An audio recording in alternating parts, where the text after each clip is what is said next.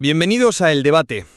Imagina por un momento dos camisetas idénticas. Ambas están fabricadas con el mismo algodón, han sido cosidas en la misma fábrica bajo los mismos estándares, el patrón de corte es exactamente igual. Una cuesta 10 euros. La otra tiene un pequeño logotipo bordado en el lado izquierdo del pecho y cuesta 250 euros. Una diferencia brutal, claro. Brutal. Y esa diferencia de 240 euros no representa en absoluto una mejora en la calidad del tejido, tampoco te ofrece mayor durabilidad ni un mejor aislamiento térmico. Es, para ser completamente directos, una estafa aceptada socialmente.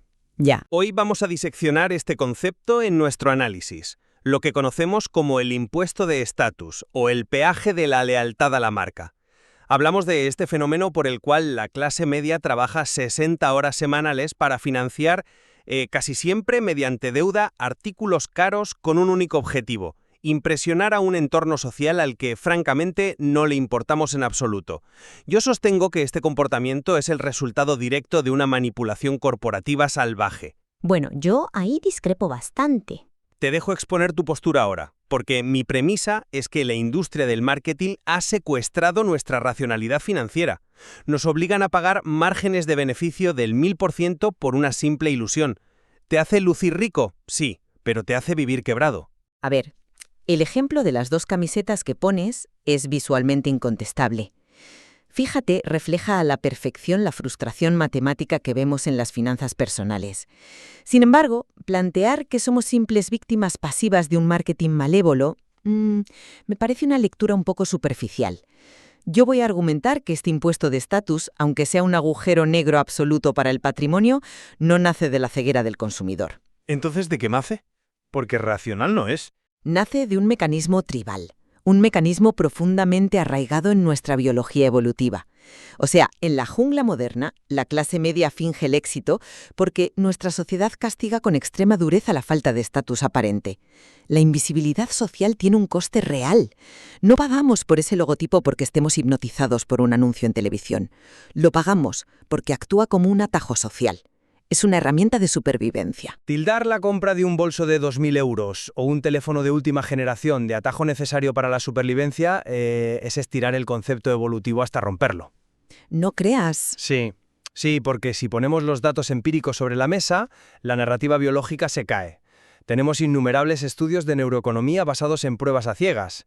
Cuando le quitas la etiqueta a un producto, las personas son literalmente incapaces de distinguir entre un analgésico genérico y uno de marca, a pesar de que a nivel médico la composición química es idéntica molécula por molécula. Claro, pero es que... Y ocurre con los cereales del supermercado, ocurre con los productos de limpieza, con la ropa. O sea, la evidencia nos grita que la calidad superior es un mito en la mayoría de estos casos. Por tanto, no hay supervivencia real.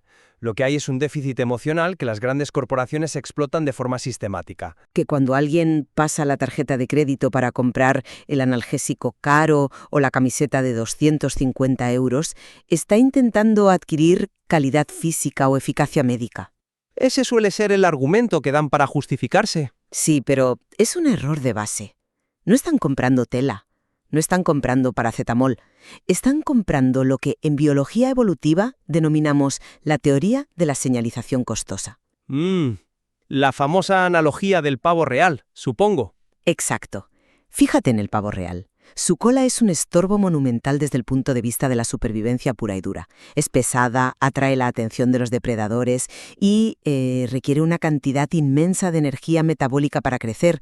Es un error evolutivo si solo miras la eficiencia. Totalmente ineficiente, ¿sí? Soy genéticamente tan superior y tengo tantos recursos que puedo permitirme cargar con esta desventaja absurda y seguir vivo. Pues bien, el consumidor que paga ese margen del 1000% está haciendo exactamente lo mismo. Envía una señal de abundancia a la tribu. A ver, es fascinante, pero la analogía se rompe en 1000 pedazos cuando le aplicas la lente financiera. El pavo real genera su propia cola con sus recursos biológicos internos. El consumidor moderno no está usando recursos propios. Se está pegando plumas de plástico falsas usando una línea de crédito rotativo al 20% de interés. Bueno, el medio cambia pero el fin es el mismo. No, porque no está demostrando abundancia de recursos. Está simulando una abundancia que no existe mediante el apalancamiento financiero. Y eso, francamente, ya no es evolución natural. Es ingeniería financiera operando en contra del individuo. Ya. Pero el cerebro humano no evolucionó para entender la tasa anual equivalente de un préstamo personal. Evolucionó para encajar en la jerarquía. Si un logotipo envía la señal rápida de tengo recursos, soy un buen socio comercial, soy fiable, el cerebro subconsciente va a priorizar esa señal visual inmediata por encima de un balance contable que nadie puede ver. Es que esa es la trampa. La gente sabe que está pagando de más, ¿eh? A cierto nivel lo saben, pero aceptan el trato porque el símbolo es el mensaje. Están comprando la historia que se cuentan a sí mismos sobre su lugar en el mundo, la membresía a un club exclusivo. Y fíjate, esto está íntimamente ligado a cómo nuestro cerebro sabotea nuestros ingresos de forma constante, un fenómeno que ya desgranamos a fondo en el análisis sobre la inflación de estilo de vida, que los espectadores pueden ver en la tarjeta que aparece aquí arriba, porque esa membresía al club exclusivo nos sale carísima. ¿Nos sale a precio de ruina? Eso es innegable. Justificar esto bajo la premisa de que el cerebro busca señales ignora cómo se ha alterado artificialmente el terreno de juego. Hablemos de economía pura por un segundo. Hablemos de los bienes de Veblen. La ley básica de la oferta y la demanda nos dice que si subes el precio de un producto, la demanda cae. Es de primero de económicas. Salvo en el lujo. Exacto, salvo en el lujo. Con el estatus ocurre lo contrario. El precio astronómico es en sí mismo la característica principal del producto. Thorstein Veblen lo definió hace más de un siglo como consumo conspicuo. Si a ese reloj exclusivo le quitas un cero al precio, sus ventas no subirían, se desplomarían por completo, porque de repente pierde su utilidad como barrera de exclusión. Claro, si es accesible para todos, pierde todo su valor como señal.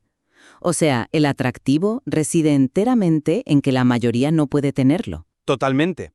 Pero lo perverso de nuestra era es cómo los bancos y el marketing se han asociado para robar legalmente tu futuro.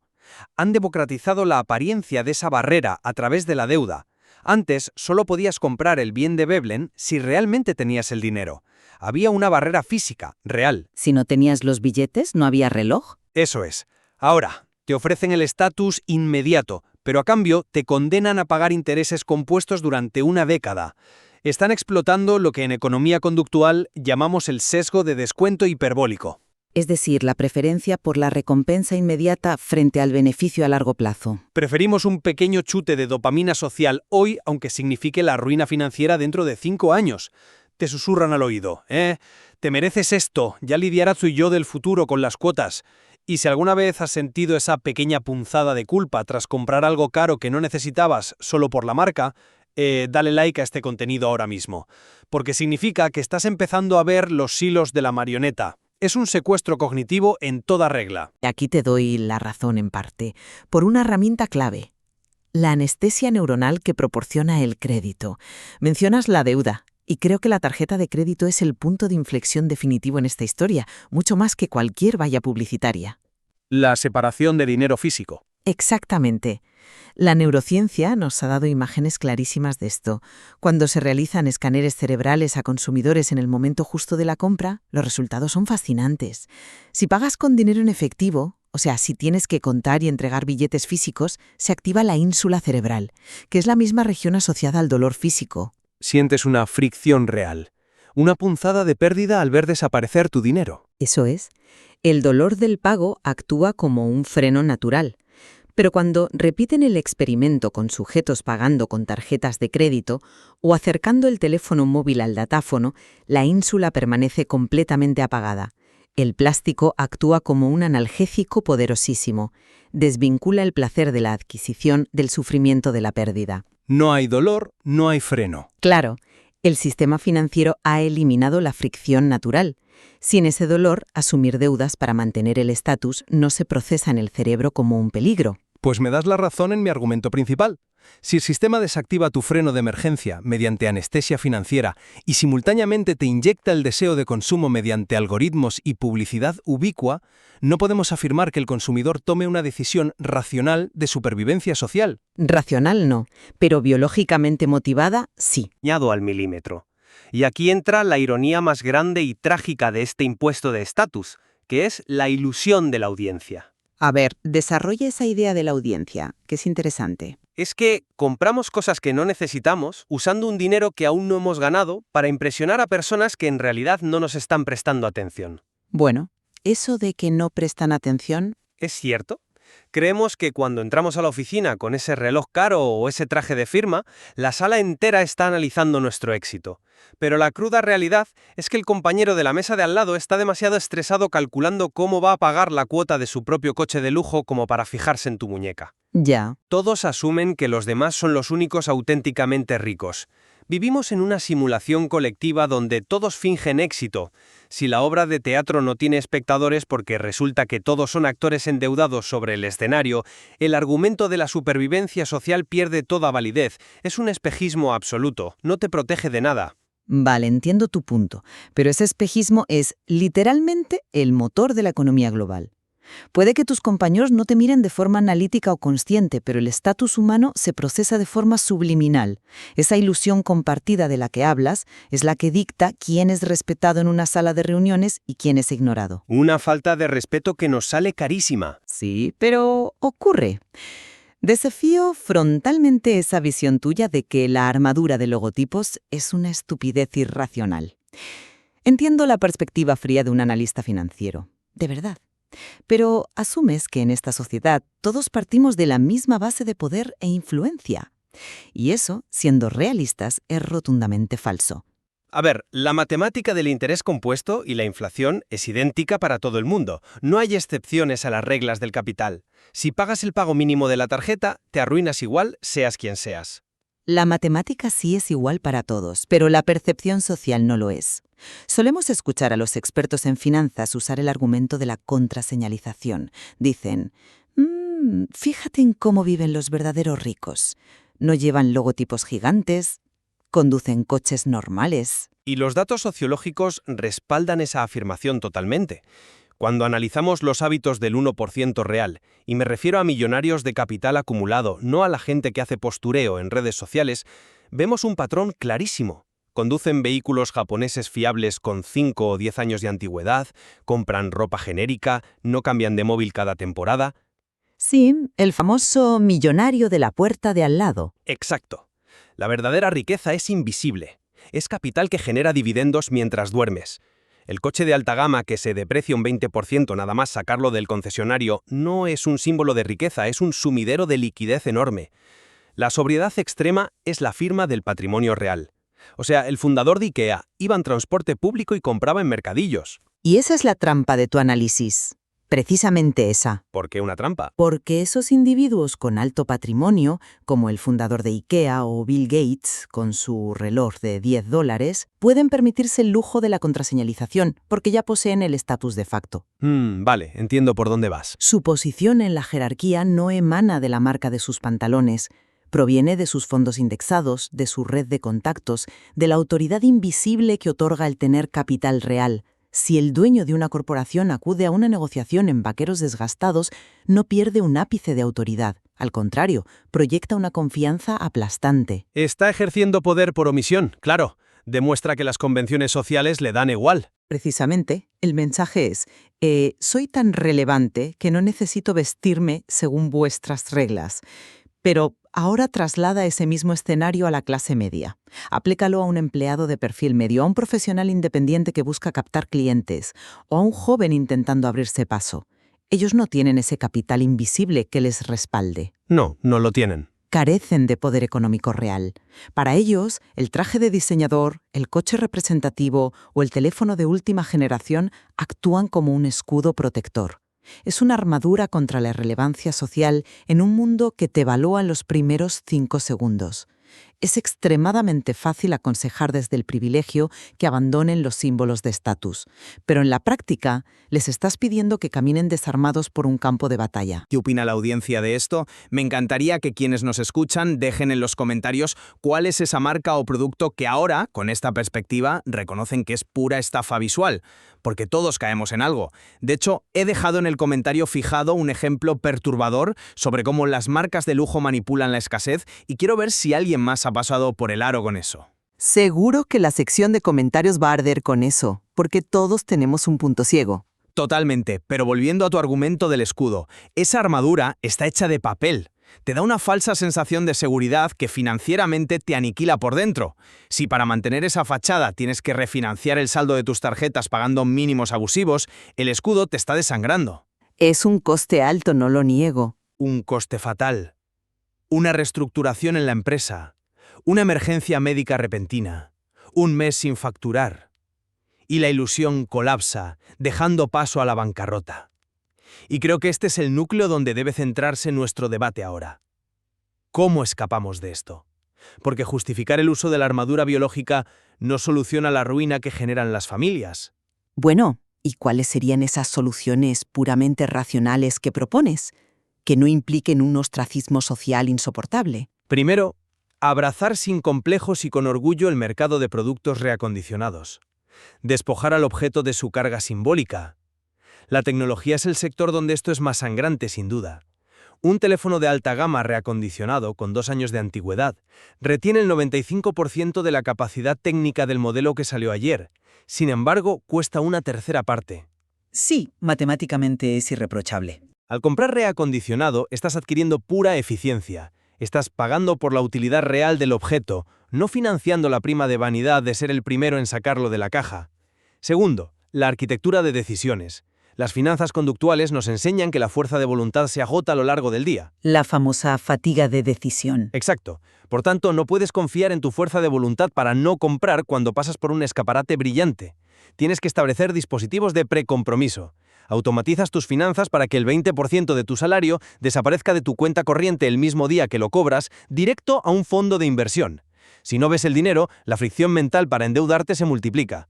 Tienes que presupuestar para tu yo actual, con sus defectos, no para un yo ideal. A ver, todo eso es impecable desde el punto de vista de la optimización financiera. Nadie en su sano juicio te diría que un móvil de segunda mano es mala decisión. Pero vuelves a chocar de frente contra la complejidad de la psicología humana. ¿Por qué? Son pasos accionables. Porque la hoja de cálculo ignora la disonancia cognitiva y el dolor de la exclusión social. ¿Por qué la gente no hace esto a pesar de saberlo? Renunciar voluntariamente a la prima de vanidad significa aceptar un descenso, aunque sea temporal, en la jerarquía percibida por tu tribu. Significa ser el único del grupo que declina la invitación al restaurante de moda. Y soportar esa incomodidad temporal es el único precio de entrada hacia la independencia financiera real. Pero es un precio que genera un sufrimiento genuino. O sea, las finanzas personales son aritmética de educación primaria. Sumar y restar. La gente se endeuda porque siente un pánico visceral al ostracismo. Para escapar del impuesto de estatus hay que acometer un trabajo introspectivo devastador. Totalmente de acuerdo en eso. Tienes que domar el ego, mutar tu identidad. El salto cualitativo no es comprar la marca blanca del supermercado. Consiste en dejar de identificarte como un consumidor en la cadena alimenticia del marketing para empezar a percibirte como un inversor. Un cambio de paradigma completo. Y ojo, muy poca gente tiene la resiliencia para soportar ese vacío al principio. Quienes de verdad quieren reprogramar esta mentalidad de escasez tienen acceso al esquema completo de desintoxicación financiera en el contenido exclusivo de la descripción. Y si este nivel de honestidad intelectual te resulta valioso para no volver a caer en la trampa, suscribirte es el primer paso para proteger tu patrimonio. Es difícil, sin duda. Pero la alternativa es aceptar pasivamente una vida de servidumbre, por deudas, en la rueda del hámster hasta los 70 años. Y aquí es donde la reestructuración de los incentivos neuroquímicos entra en juego de forma fascinante. A ver. Mencionabas antes que el cerebro busca la dopamina del reconocimiento. Bueno, cuando cruzas ese desierto social y empiezas a aplicar estas estrategias, tu neuroquímica no desaparece, cambia de objetivo. Al principio sientes privación, claro, pero cuando pasan los meses, entras a tu portal de inversión y ves el mecanismo del interés compuesto trabajando por primera vez a tu favor. Ah, el punto de inflexión donde el dinero empieza a generar dinero. Precisamente, cuando notas que tu patrimonio neto real, no lo que pareces tener, sino lo que tienes, aumenta de forma constante, el cerebro empieza a liberar dopamina por la acumulación de seguridad financiera, no por pasivos tóxicos. La satisfacción que antes te daba estrenar un abrigo con el logotipo gigante, ahora te la da observar cómo tus activos cubren tus gastos básicos. Y llega un momento donde esa armadura de la que hablabas te empieza a parecer ridícula. Es un cambio de valores. Te das cuenta de que el verdadero y último lujo en este siglo no tiene absolutamente nada con lo que llevas puesto. El verdadero lujo es el control sobre tu propio tiempo. Absolutamente. El tiempo es el único activo irrecuperable. Cuando firmas ese contrato de financiación para el coche representativo, no estás entregando dinero. Estás intercambiando meses, tal vez años, de tu vida futura. Estás regalando tus madrugadas a un trabajo que tal vez detestas solo para que un vecino asienta con la cabeza al verte aparcar. Es un engañabobos social, sí. La sobriedad financiera te compra tiempo. Te permite decir no a condiciones laborales abusivas porque tienes un colchón de seguridad. Ese es el estatus que el capital te otorga. Y es completamente invisible desde fuera. La soberanía temporal frente a la esclavitud de la apariencia. Es un argumento potente, te lo reconozco. Además, hay que considerar la trampa de la adaptación hedónica, que complica muchísimo salir de la carrera. El hecho de que nunca, jamás es suficiente. Exacto. Compras el traje caro, durante una semana experimentas una subida en tu estatus. Tu cerebro se inunda de recompensas. Pero el cerebro está diseñado para recalibrar su línea base constantemente. A los 15 días, ese traje ya no es un lujo, es tu nueva normalidad. Te has adaptado hedónicamente. Y necesitas el siguiente chute. Claro, para conseguir el siguiente pico de recompensa, el traje de 200 euros ya no sirve. Ahora necesitas el de 500. El impuesto de estatus no es un pago único, es una suscripción vitalicia con una tarifa que sube sin parar. Si combinamos esto con un entorno que te facilita el crédito instantáneo, entendemos por qué salir de la deuda es tan titánico para la mente humana. Es una espiral inflacionaria dentro de tu propia mente. Si tus ingresos suben y no has desvinculado tu identidad del consumo, tus gastos aumentan automáticamente para proyectar el nuevo estatus. Es la ley de Parkinson aplicada a las finanzas. Por eso vemos a médicos ganando cifras altísimas que viven al día, a un solo contratiempo de la ruina, atrapados igual que un trabajador de salario mínimo, solo que en un vecindario más caro. El código postal dictando tu ruina, totalmente. Si tu grupo de referencia esquía en Suiza y conduce coches alemanes, tu cerebro no percibe eso como un lujo, lo percibe como el requisito mínimo de entrada a la tribu. Aislarte de eso duele porque va contra millones de años de programación genética. Pero fíjate que al final ambas posturas convergen en el daño real que esto causa, aunque difiramos en el motor inicial. Así es. Y creo que es el momento perfecto para recapitular nuestras posturas en este debate. Por mi parte, sostengo con firmeza que el impuesto de estatus es la mayor transferencia de riqueza encubierta de nuestro tiempo. Es una construcción artificial impulsada por una maquinaria corporativa que explota nuestros sesgos cognitivos para aniquilar la prosperidad de la clase media. Nos han vendido la moto de que el éxito equivale a exhibir logotipos. Una moto muy cara. Carísima. Y la evidencia empírica destroza esa mentira. Desvincular nuestro ego del consumo conspicuo y automatizar nuestras finanzas no es solo ahorro, es el único acto de verdadera rebelión civil frente a un sistema parasitario. Y mi conclusión es que, aunque concuerdo plenamente en que este fenómeno destruye patrimonio a un ritmo alarmante, el enfoque puramente matemático o culpar solo al marketing es insuficiente. No mitigaremos el daño si no miramos de frente nuestra biología. Este impulso nace de nuestra necesidad evolutiva de evitar la exclusión social mediante la señalización costosa. La tribu. La tribu, claro.